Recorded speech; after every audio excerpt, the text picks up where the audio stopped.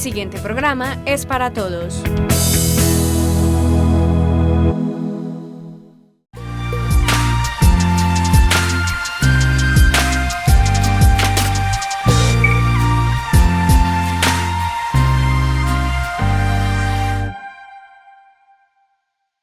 Televidentes, bienvenidos a Signos Vitales, el espacio que hemos transformado para educar, informar y orientar a la comunidad del suroeste del departamento en temas de promoción y prevención de la salud.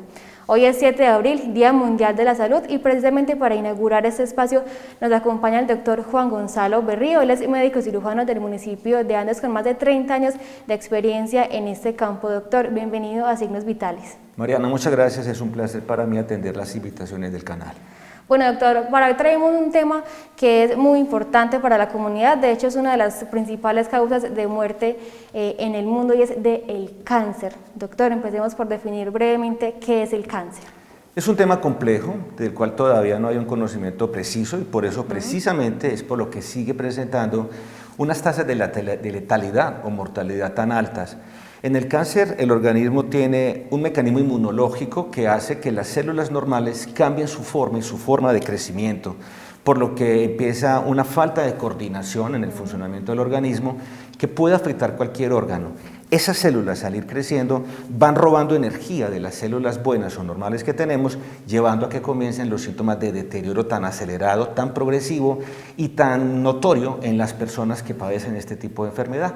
Doctor, usted le mencionó, el cáncer puede comenzar en cualquier parte del cuerpo, en cualquier órgano, y asimismo empezar como a ir por diferentes partes del cuerpo. ¿Cuándo sabemos si un cáncer es benigno y maligno? ¿Cuáles son como las principales características? Bueno, lo primero es que hay que diagnosticar que se trate realmente de un cáncer, porque en medicina hay varios tipos de diagnósticos que pueden llevar a cambios corporales.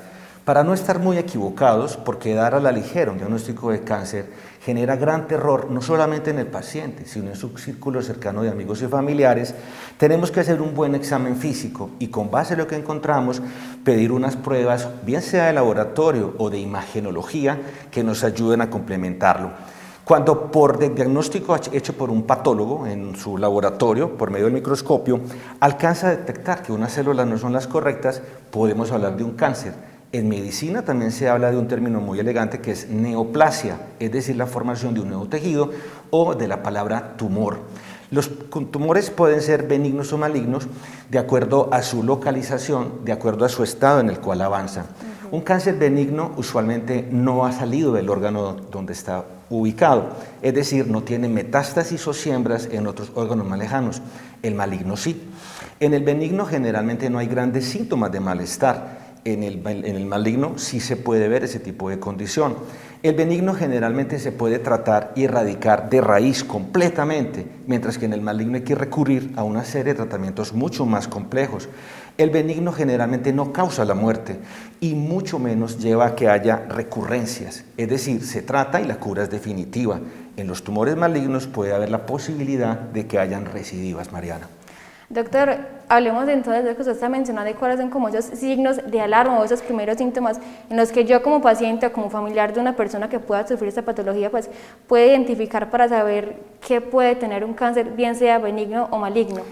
Lo ideal sería tener un médico de confianza a quien se pueda recurrir y resolver esas dudas teniendo la claridad de que debemos de evitar entrar en un estado de hipocondría, es decir, pensar que todo aquello que escuchamos o que leemos, sobre todo en internet, es una señal peligrosa en nuestro cuerpo. Pero ya lo has dicho, hay algunas señales que es importante estar con ellas pendientes. La primera es una pérdida inexplicable de peso. Cuando perdemos más de 5 kilos de peso en un corto periodo de tiempo, diga usted 1 o 2 meses, hay que consultar. Naturalmente hay enfermedades, como por ejemplo aquellas que afectan la tiroides, que también pueden dar algo similar, pero la pérdida de peso es importante de verla. Lo segundo tiene que ver con la fiebre. No solamente las infecciones o las enfermedades autoinmunes como el lupus, por ejemplo, pueden dar fiebre. Lo que uno siempre piensa que fiebre es signo de infección en el cuerpo. Claro, Mariana, y ahí me das pie para decirte la importancia de contar en todo hogar con un termómetro, la herramienta realmente confiable para saber que una temperatura por encima de 37,2 se trata de fiebre, pero una fiebre persistente por encima de 37,2 sin una explicación lógica puede tratarse de eso, de un tumor, especialmente cuando se trata de tumores en la sangre, como las leucemias o los linfomas. Lo otro es el cansancio, es decir, la fatiga. Después de cualquier ejercicio o actividad laboral, sentirme que tardo más en recuperar puede ser una señal también de un tumor. Los cambios en la piel, evidentes, no solamente los lunares, que pueden crecer de una forma acelerada, cambiar su color o cambiar sus bordes y ya no ser tan circulares o tan homogéneos, pero no es lo único. El color amarillo puede indicar un problema en el hígado. Un color de origen terroso, como más bien de color café, puede indicar un problema en el riñón. Y el color pálido puede indicar la pérdida de sangre, sobre todo cuando se trata de sangrados inconscientes, digamos a nivel digestivo. Los otros son los cambios en la facilidad para evacuar, para orinar o para defecar. Puede indicar que hay una masa que impide la salida natural de este tipo de excretas o de orina. Las heridas que no cicatrizan, Mariana, y dentro de ellas algunas quemaduras que si no se tratan bien pueden afectar la epidermis, que es la capa superficial de la piel. Pero en la boca, una herida, una llaga, un afta, que tarde más de 4 semanas en cerrar, es necesario consultar a su odontólogo o inclusive al médico que trata este tipo de patologías. Los sangrados anormales, no solamente por lo que tiene que ver vías digestivas, al defecar. Cuando la materia fecal es negra, oscura, lo llamamos melenas, puede indicar un problema en el estómago. Pero si la sangre es roja, puede ser un problema al final del sistema digestivo, diga usted el colon o en el recto. Pero también los sangrados por los pezones, Mariana, pueden ser señal de algo en la mama. O los sangrados al orinar, o los sangrados por la boca, también son importantes de determinar. Inclusive, toser con presencia de sangre puede indicar un problema a nivel del pulmón y ser necesario radiografías. Las masas o los endurecimientos del tejido, en particular en mamas o en los testículos, pueden también ser cambios de tener presente. La dificultad para tragar o el cambio en el timbre de voz pueden ser señal de que algo ocurre en la garganta. Doctor, de acuerdo a esos síntomas, yo puedo de pronto, digamos, intuir qué tipo de cáncer puedo padecer. Antes, mejor de que me respondas de pregunta, hablemos de esos 6 tipos de cánceres que hay y de pronto, pues brevemente, como a modo muy general, ¿cómo afectan al organismo? Mariana, la clasificación de los cánceres es algo que corresponde básicamente al profesional que atiende este tipo de patologías. Pero se dan de acuerdo a lo que el patólogo nos informa por medio de su laboratorio y su observación. Los nombres más o menos lo que hacen es orientar a la ubicación. Por ejemplo, un sarcoma es un tipo de tejido que cambia a nivel muscular y generalmente refiere a un problema en tejidos musculares. Un melanoma son cambios en esas células que tienen que ver con los melanocitos que son en la piel. Los osteosarcomas ya es algo que también incluye no solamente el músculo, sino igualmente el hueso. Hay adenomas que generalmente son de carácter benigno y que a nivel de tipo prostático también se pueden ver. Los carcinomas son las enfermedades que en general tratamos como tal en cualquier parte del cuerpo, pero la ubicación, el grado de extensión de la enfermedad es lo que nos hace pensar qué tan agresivo y qué tan bueno o no sea el pronóstico en el tratamiento. Pero hay un tipo de cáncer que se puede ver con mucha frecuencia, en particular en jóvenes, y son los cánceres que se llamamos de la sangre. Es lo que denominamos los linfomas o las leucemias.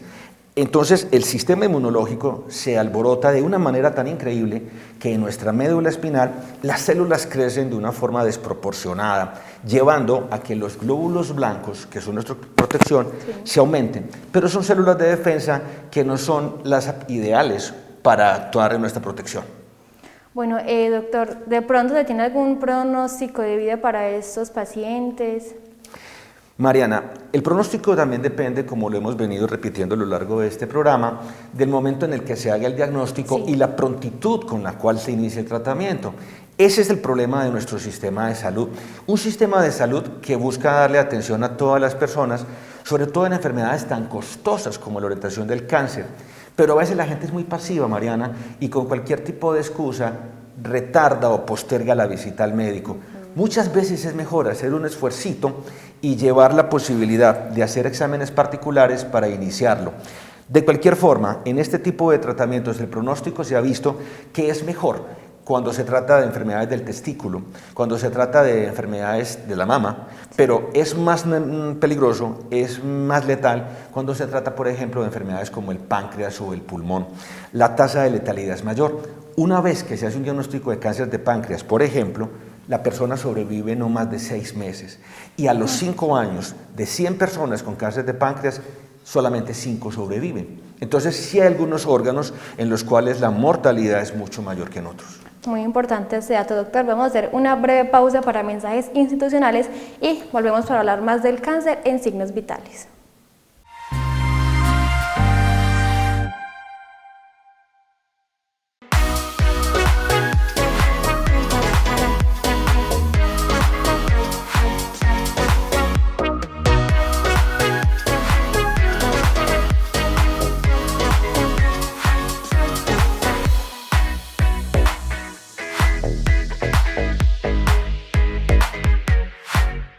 ¿Sabías que fue en 1994 donde comenzaron las adecuaciones de nuestra sede?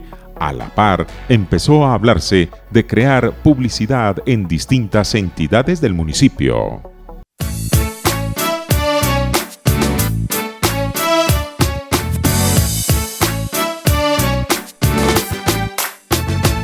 El que disfruta de la programación y del canal de los andinos se amaña. Si quiere más, que le piquen caña. Aupan, ¿para qué más?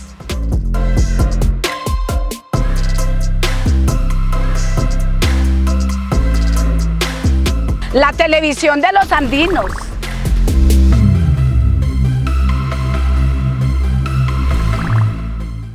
Memorias de Color es un espacio donde usted y su fotografía son los protagonistas.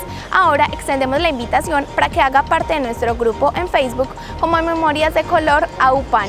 Recuerde que al momento de publicar su fotografía debe llevar título, el nombre del autor y el lugar. Cada semana estaremos seleccionando las mejores fotografías y serán presentadas en nuestro informativo. AUPAN, la televisión de los andinos.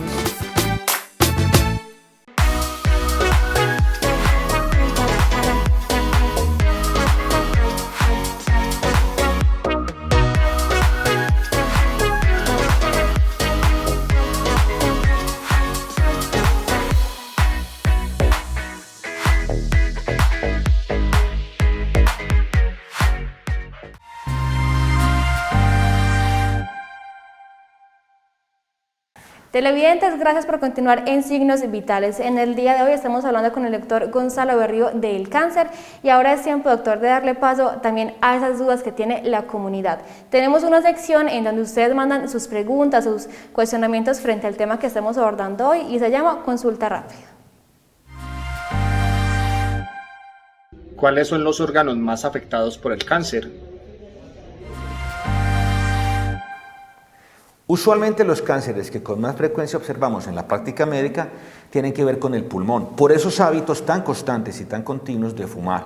A nivel de estómago, en particular por el consumo de alimentos que son muy quemados o que están muy ahumados. Igualmente vemos cánceres que a veces no parece que sean tan frecuentes, como son el del cervix o cuello uterino en las damas y el cáncer de mama. Y en los hombres, por la pena, la vergüenza, la prevención de ir al médico, el cáncer de testículo también es muy frecuente. Pero algunos cánceres se van hacia otros órganos, es lo que llamamos metástasis o siembras, y en particular los huesos, el cerebro son los órganos más afectados. Bueno, doctor, este es un tema que genera bastante inquietud en la comunidad. Tenemos otras dos preguntas. Vamos entonces con la segunda pregunta de este día. ¿De qué depende el éxito del tratamiento instaurado? El éxito del tratamiento depende, como casi todas las enfermedades, de la prontitud con la que se haga el diagnóstico. Y para eso hay que visitar al médico, así nos dé pena o vergüenza hacerlo, o inclusive el temor de consultar. Depende del estadio en el cual se encuentre la enfermedad, es decir, qué tan localizado está o qué tan lejos se ha ido esta enfermedad. Depende mucho también del estado previo de salud y de que no haya enfermedades coexistentes. Depende también de la habilidad del grupo interdisciplinario que trata este tipo de enfermedades. Pero tal vez lo más grande depende de la actitud positiva del enfermo, porque es un hecho cierto que las personas alegres, optimistas y positivas tienen mejores posibilidades de enfrentar enfermedades tan crónicas como el cáncer. Muy bien, doctor, para cerrar esta sección de consulta rápida, vamos con la última pregunta. Hola, a mí me gustaría saber cuáles son los cambios en el comportamiento de una persona diagnosticada con cáncer. Muchas gracias. Usualmente cuando una persona tiene un diagnóstico nuevo de una enfermedad tan caótica como el cáncer o algo por el estilo, digamos un HIV positivo, SIDA, pasa por varias etapas su estado mental y es lo que denominamos mecanismo de defensa. Son los cambios en la conducta que buscan que la persona no sufra mucho daño en su integridad. Lo primero tiene que ver con la negación, es decir, usted se equivocó, doctor, eso no es cierto, y buscan otra opinión médica. Cuando se percatan de que es cierto, entonces viene la ira y la frustración, la rabia, ¿por qué hice esto? ¿Por qué no hice tal cosa? Y se ponen tristes y desconsolados, desfogando esa furia en sus familiares más cercanos, porque finalmente saben que se lo van a perdonar y se lo van a pasar. Luego viene la aceptación, en la cual la persona se pone a disposición del médico tratante. Y finalmente viene esa etapa de concientización, en donde buscamos que nuestros amigos más cercanos y nuestros familiares no pasen por una misma experiencia. Y esta es entonces la respuesta a las 3 inquietudes que tenían nuestros televidentes en consulta rápida. Y seguimos hablando del cáncer, doctor. Antes de pasar como al tema de tratamiento y prevención, yo quisiera que ampliáramos un poquitico más de ese equipo interdisciplinario que se tiene para el tratamiento del cáncer. El equipo es muy amplio y depende del tipo de diagnóstico que se haga y el órgano que afecte. Pero en general incluye el oncólogo, que es el médico experto en temas de tumores o de cánceres. Viene luego el especialista en particular del órgano afectado, bien sea el neumólogo, el gastroenterólogo, el dermatólogo, en fin. Tiene que haber un nutricionista porque es esencial cambiar estilos de alimentación, donde hay unos alimentos más indicados que otros y hay otros de los que se debe de prescindir. Igualmente viene el psicólogo, fundamental, para manejar aquella pregunta que nos hacía nuestro televidente, y es cómo manejar ese estado mental. Viene el rehabilitador, el que ayuda a la terapia física de volver a recuperar en la mejor medida posible las habilidades que hemos perdido. El anestesiólogo es muy importante, es muy fundamental porque es el que va finalmente a manejar el dolor. Y existe algo, Mariana, que tiene que ver con un tratamiento paliativo donde las clínicas del dolor se vuelven fundamentales. Doctor, usted menciona algo muy importante y es el tema de cuidados paliativos. En diferentes hospitales pues, del país, del mundo, se tienen ese tipo de programas en donde le hacen un acompañamiento muy grande a los familiares y a los pacientes de quienes tienen el cáncer. Hablemos un poquito de esos cuidados paliativos que se tienen para esos pacientes. El término paliativo significa aquello que disminuye las molestias de una persona. Pues si bien muchos cánceres son incurables, intratables e indefectiblemente van a conducir a una pronta muerte, lo que tenemos que buscar es que esta persona muera con dignidad, es decir, más llevadero como este proceso. Claro, por lo menos sin dolor y sin dificultad respiratoria. Entonces el tratamiento paliativo es implementar medicamentos o terapias que disminuyan la incomodidad de ese paciente, que pueda respirar bien, que pueda tragar bien y en particular que no sienta dolor. Por eso todos estos sitios donde se tratan cánceres tienen una alternativa diferente que se llama la clínica del dolor, generalmente manejada por anestesiólogos, quienes son los que sugieren qué tipo de tratamientos pueden disminuir este incómodo síntoma sin afectar otros órganos importantes. Entonces el término paliativo es hacer más llevadero la última etapa de vida de esa persona enferma de cáncer. Doctor, dentro de esos tratamientos para el cáncer, los más conocidos y los que solemos escuchar son quimioterapia y radioterapia, que son tratamientos muy diferentes, digamos que van a suplir diferentes necesidades de acuerdo también como ese nivel en el que se encuentra avanzado el cáncer. Hablemos brevemente de qué es quimioterapia y cuál es la diferencia con radioterapia. Bueno, Mariana, no soy experto en el tema de tumores, pero a grandes rasgos te diré que en el momento de tratar a la persona hay básicamente 3 terapias. La primera es la cirugía, que consiste en erradicar de raíz el sitio que está afectado. Una cirugía no solamente es sacar, digamos en el caso de la mama, una parte de la mama o la mama totalmente, sino también extirpar esos ganglios linfáticos por donde se puede ir regando el cáncer. Eso se llama pues en medicina una linfadenectomía. Lo segundo tiene que ver con la quimioterapia y es el empleo de unas sustancias que se llaman citostáticas. Son sustancias muy fuertes que finalmente lo que conduce a molestias tan grandes como náuseas, vómito, fatiga y en particular aquello que mucha gente teme y es la pérdida de su cabello. Hay medicamentos muy fuertes que se deben de tomar por un tiempo prolongado, inclusive después de llevar varias sesiones. Y la radioterapia es el uso de una irradiación especial que va enfocada al sitio del tumor para quemar y destruir esas células malignas. Sin embargo, también es cierto que puede destruir algunas buenas células, llevando a que en ese sitio haya ardor, dolor, alteración en el crecimiento del vello, alteración en lo que es la tonalidad y la forma de la piel, e inclusive puede llevar a que haya reagudización de los síntomas con el tiempo, de manera que son consecuencias malucas, pero lo que buscamos es que el paciente pueda tener un tiempo de vida más prolongado. Hay muchos mitos alrededor de ese tema, doctor, sobre todo en cuanto al tratamiento. Yo sí quisiera precisar en esos efectos secundarios de los tipos de tratamientos para el cáncer.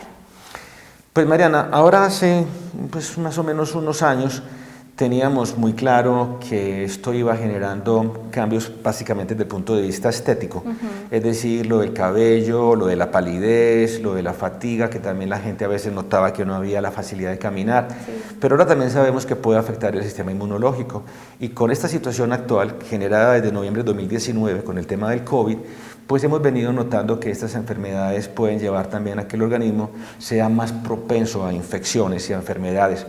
Naturalmente, muchos de estos medicamentos también pueden generar úlceras gástricas o problemas digestivos serios y delicados. Llega la parte que más me gusta de este programa, doctor, y es el tema de prevención.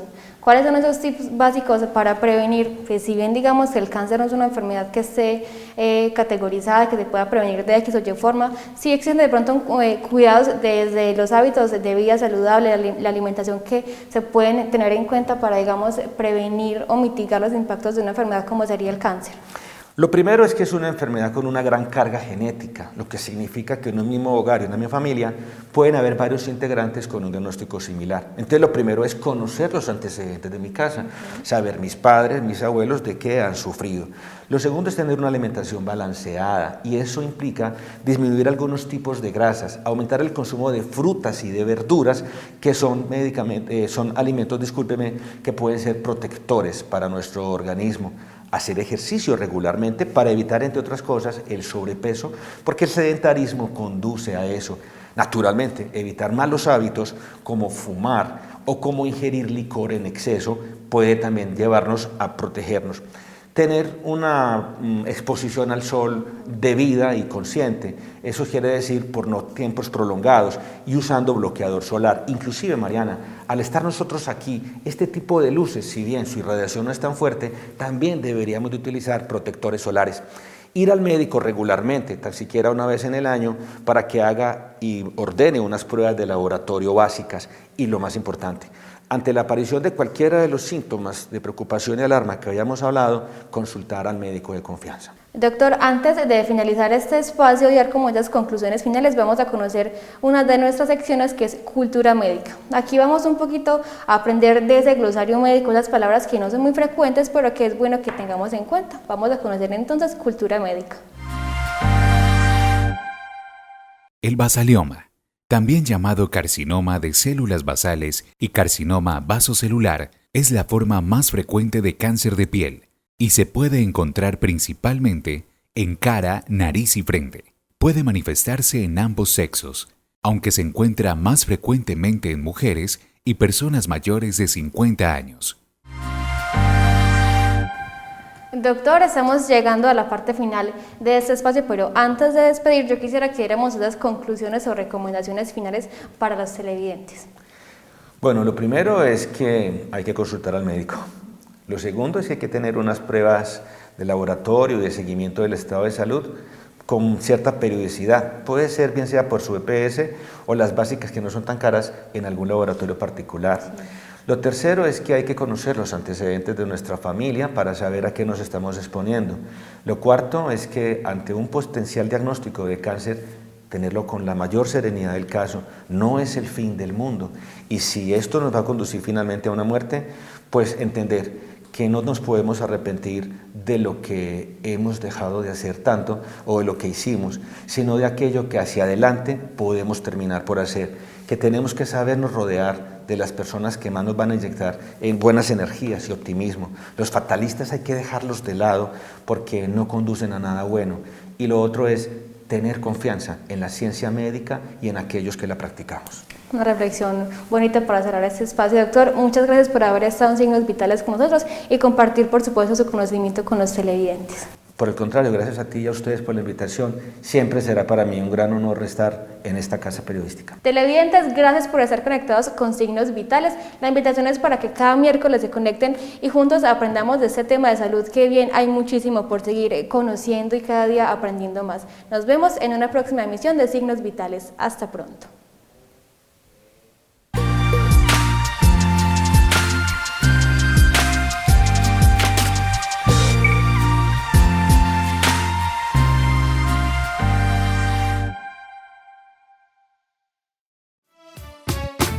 AUPAN, la televisión de los andinos.